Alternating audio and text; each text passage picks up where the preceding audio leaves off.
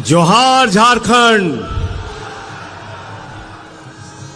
मंच पर आसीन आज के कार्यक्रम की अध्यक्षता कर रहे हिंदुस्तान के आदिवासियों के सबसे बड़े नेता, दबे कुचलों के वंचितों के सबसे बड़े नेता शिबू सोरेन जी, झारखंड के मुख्यमंत्री चंपई सोरेन जी, पंजाब के मुख्यमंत्री भगवंत मान जी, उत्तर प्रदेश के पूर्व मुख्यमंत्री अखिलेश यादव जी, जम्मू कश्मीर के पूर्व मुख्यमंत्री फारूक अब्दुल्ला जी, हमारे बीच में दो वीरांगनाएं बैठी हुई हैं, कल्पना सोरेन जी, सुनीता केजरीवाल जी। आज जब ये अपने घरों से निकल सकती हैं, तो हम सबकी जिम्मेदारी है कि आज नरेंद्र मोदी की सरकार से दो दो हाथ करने के लिए हम भी सड़कों पे उतरे, हम भी मैदान में आए। बिहार के अंदर भारतीय जनता पार्टी की दुकान बंद कराने का जिम्मा जिस नौजवान ने अपने कंधे पे लिया है, मैं बधाई देना चाहता हूं तेजस्वी यादव जी, जिस तरह से दिन रात मेहनत करके बिहार से भाजपाइयों का सफाया करने के लिए दिन रात मेहनत कर रहे हैं। प्रियंका चतुर्वेदी जी, महाराष्ट्र के अंदर इनका पूरा गठबंधन लग के भाजपा को वहां से हटाने का काम कर रहे हैं। दीपांकर भट्टाचार्य जी और टीएमसी के नेता विवेक गुप्ता जी, कांग्रेस पार्टी के सीएलपी के लीडर, आप सबका मैं हृदय की गहराइयों से अभिनंदन करता हूं। और आज जो सामने यहां पर इतनी बड़ी तादाद में इकट्ठा हुए हैं, अपने नेता हेमंत सोरेन के लिए इकट्ठा हुए हैं, आप ये संदेश देना चाहते हैं, भगवान बिरसा मुंडा की धरती से नरेंद्र मोदी को संदेश देना चाहते हैं कि पूरे देश का आदिवासी समाज इस बार तुम्हारी जमानतें जब्त कराने का काम करेगा। बताओ तैयार हो कि नहीं तैयार हो? तैयार हो ना? तैयार हो? मैं दिल्ली से चल के आया हूं, 6 महीने मुझे नरेंद्र मोदी ने जेल में रखा। हमारे सबसे बड़े नेता अरविंद केजरीवाल जी जेल में है, मनीष सिसोदिया जेल में है, सत्येंद्र जेल में है, पूरी पार्टी को पकड़ पकड़ के जेल में डाल रहे हैं। झारखंड के सबसे लोकप्रिय नेता भाई हेमंत सोरेन को तुमने जेल में डाल दिया मोदी जी। केजरीवाल का संदेशा है, पूरी दिल्ली, पूरा देश झारखंड के साथ है, आपकी लड़ाई में आपके साथ खड़ा है, डरने की जरूरत नहीं है। तुम जेल से डरा रहे हो, भगवान बिरसा मुंडा के अनुयायियों को जेल से डराते हो। अरे हमारा इतिहास पढ़ लेना, झारखंड का इतिहास पढ़ लेना नरेंद्र मोदी जी। अंग्रेजों को जंगल में रह के भगाने का काम बिरसा मुंडा के नेतृत्व में आदिवासी समाज के लोगों ने किया है। जंगल में रह के शिबू सोरेन जी के नेतृत्व में झारखंड को बनाने का काम झारखंड के लोगों ने किया है। जंगल में रहकर अपने अधिकारों की लड़ाई लड़ने वाले लोगों को जेल से डराने की कोशिश मत करना। तुम्हारी जमानतें पूरे देश में जब्त कराने के लिए देश के आदिवासी, दलित, पिछड़े समाज के लोग एकत्रित हैं।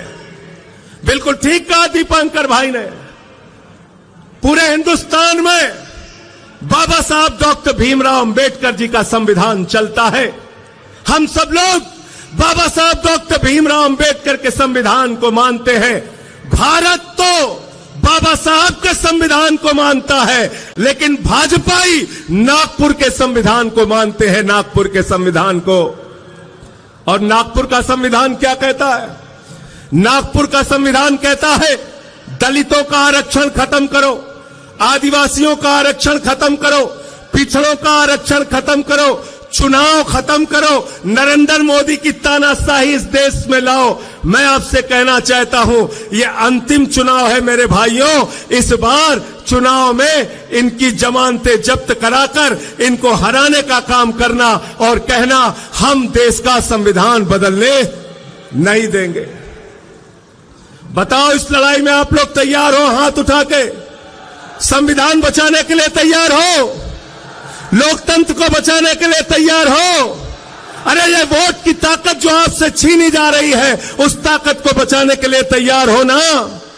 आरक्षण को जो खत्म करने की भाजपा ने कोशिश की है, उसको बचाने के लिए तैयार हो कि नहीं हो? क्या कहते हैं भाजपाई? अयोध्या से इनका कैंडिडेट है लल्लू सिंह। वो कहता है 400 सीट दे दो, संविधान बदलना है। ज्योति मिर्धा बीजेपी की प्रत्याशी कहती है 400 सीट दे दो, संविधान बदलना है। अनंत हेगड़े भारतीय जनता पार्टी की सरकार का पूर्व केंद्रीय मंत्री कहता है 4 सीट दे दो, संविधान बदलना है। अभी अरुण गोविल ने मेरठ में कहा 400 सीट दे दो, संविधान बदलना है। याद रखना, ये संविधान बदलेंगे तो आरक्षण खत्म करेंगे, ये संविधान बदलेंगे तो चुनाव में जो वोट देने की आपकी ताकत है उसको खत्म करेंगे। बिहार में लड़ रहे थे तेजस्वी यादव जी, 2015 के चुनाव का रिकॉर्ड उठा के देख लेना। मोहन भागवत ने कहा था आरक्षण खत्म होना चाहिए, आरएसएस के नेता ने कहा, मोहन वैद्य ने कहा आरक्षण खत्म होना चाहिए। मैं कहना चाहता हूं, जब तक हम लोग इस धरती पर जिंदा हैं, आरक्षण का अधिकार, संविधान का अधिकार हम खत्म होने नहीं देंगे। तैयार होना। भाजपा ये भ्रष्टाचार के खिलाफ बोलते हैं, नरेंद्र मोदी जी भ्रष्टाचार के खिलाफ बोलते हैं। हेमंत सोरेन जी को झूठे आरोप में जेल में डाल दिया, अरविंद केजरीवाल को झूठे आरोप में जेल में डाल दिया। भ्रष्टाचार के खिलाफ नरेंद्र मोदी जी बोलते हैं, भ्रष्टाचार के खिलाफ भाजपाई बोलते हैं, तो लगता है ओसामा बिन लादेन और डाकू गब्बर सिंह अहिंसा पे उपदेश दे रहा है। ओसामा बिन लादेन और डाकू गब्बर सिंह अहिंसा पे उपदेश दे रहा है। 2014 के बाद इस देश के अंदर एक मोदी वॉशिंग पाउडर निकला है, मोदी वॉशिंग पाउडर।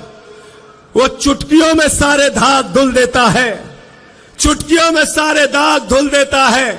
उस मोदी वॉशिंग पाउडर ने कहा अजीत पवार के ऊपर 70,000 करोड़ का घोटाला लगाया, आरोप लगाया, खुद प्रधानमंत्री ने लगाया, बीजेपी के साथ शामिल कर लिया। छगन भुजबल पर भ्रष्टाचार का आरोप लगाया, बीजेपी के साथ शामिल कर लिया। हसन मुशर्रफ पर भ्रष्टाचार का आरोप लगाया, बीजेपी के साथ शामिल कर लिया। अशोक चौहान पर भ्रष्टाचार का आरोप लगाया, बीजेपी के साथ शामिल कर लिया। नारायण राणा पर भ्रष्टाचार का आरोप लगाया, बीजेपी के साथ शामिल कर लिया। मुकुल राय शुभेंदु अधिकारी पर भ्रष्टाचार का आरोप लगाया, बीजेपी के साथ शामिल कर लिया। हेमंत विश्व शर्मा पर भ्रष्टाचार का आरोप लगाया, बीजेपी के साथ शामिल कर लिया।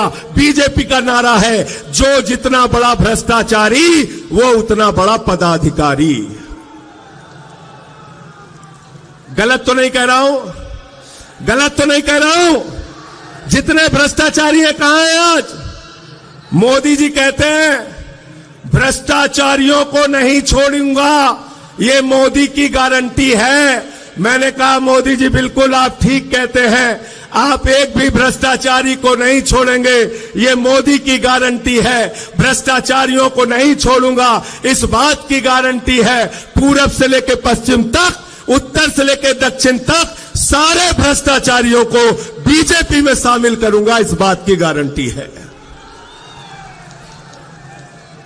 गलत तो नहीं कह रहा हूं। सारे बेईमान कहां हैं आज? सारे बेईमान किस पार्टी में?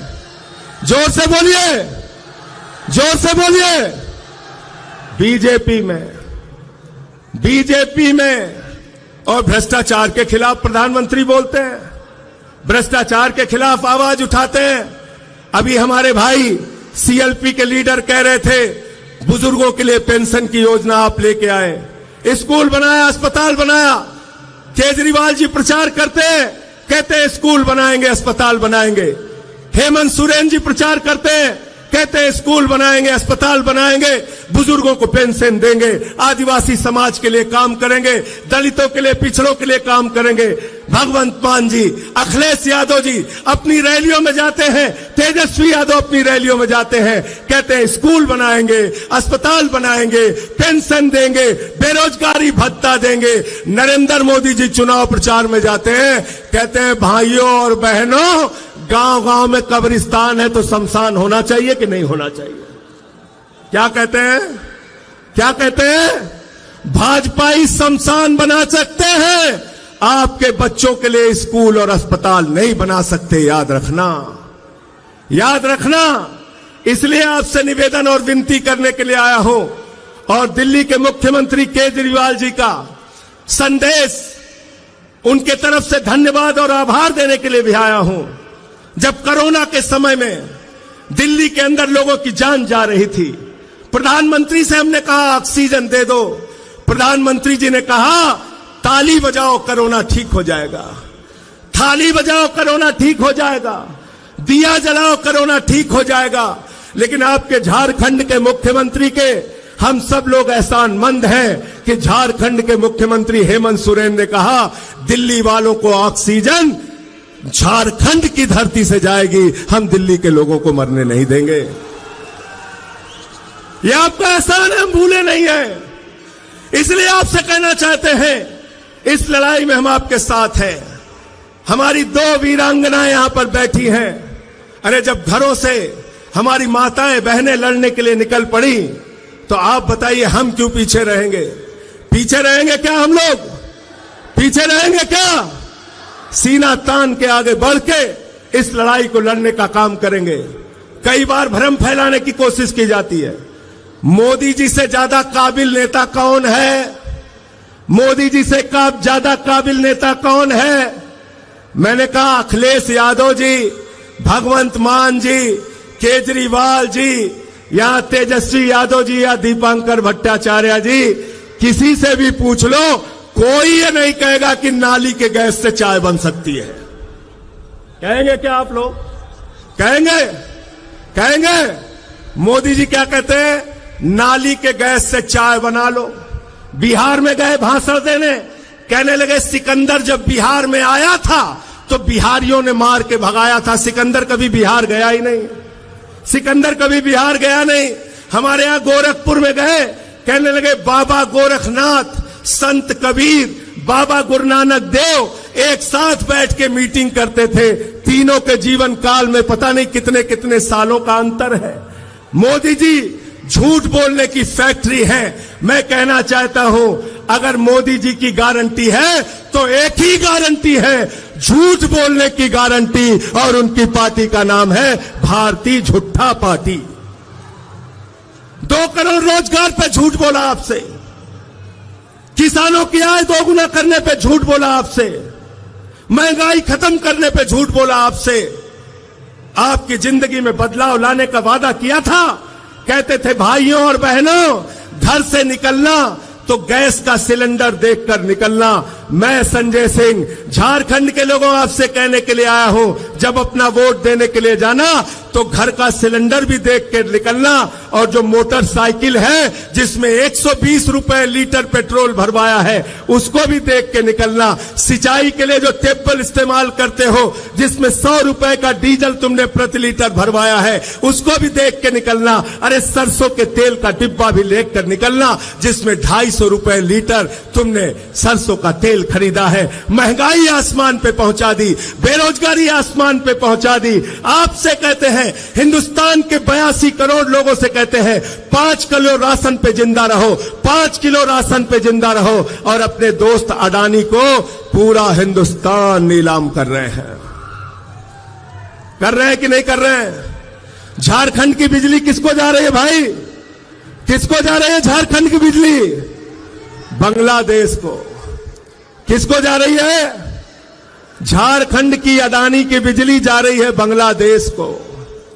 आपसे कहते हैं बांग्लादेशियों को भगाना है, और अडानी को कहते हैं बांग्लादेशियों को बिजली पहुंचाना है, बिजली पहुंचाना है। 2.5 लाख करोड़ का कर्जा अडानी को, सेल अडानी को, रेल अडानी को, बिजली अडानी को, पानी अडानी को, कोयला अडानी को, गैस अडानी को, पोर्ट अडानी को, एयरपोर्ट अडानी को, पूरा हिंदुस्तान अडानी को, और नौजवान के हाथ में 4 साल की नौकरी, अग्निवीर योजना की नौकरी। हिंदुस्तान के अंदर आप देश की जनता को बेवकूफ बनाना चाहते हैं। नरेंद्र मोदी जी, यहां पर बैठे हुए लोग, इंडिया गठबंधन के लोग इंडिया के लिए काम करेंगे और नरेंद्र मोदी और उनकी पार्टी अडानी के लिए काम करेगी। याद रखना, अडानी के लिए काम करेगी। और इसलिए आपसे हाथ जोड़कर विनती करने के लिए आया हूं, निवेदन करने के लिए आया हूं। वोट देने के लिए जाना तो हेमंत सोरेन जी का चेहरा याद करके जाना। जिस तरह से उनके ऊपर अत्याचार किया गया, कल्पना सोरेन जी यहां पर बैठी हैं, सुनीता केजरीवाल जी बैठी हैं, जिस तरह से केजरीवाल जी के ऊपर अत्याचार किया गया, आज उनको जेल में रखा गया है। उनको इंसुलिन की दवा नहीं दी जा रही है। जो आदमी दिल्ली के लोगों के लिए दवा का इंतजाम करता है, आज उसको दवा नहीं दी जा रही है, इंसुलिन नहीं दी जा रही है। इस कदर अत्याचार, इस कदर जुल्म, इस तरह से तानाशाही, और देश में कहते हो 400 पार, 400 पार, अंतिम में 400 पार की हकीकत बता के अपनी बात को खत्म करूंगा। पिछले 10 साल में ऐसे झूठे नारे देके आपको गुमराह करने का काम बीजेपी वालों ने किया।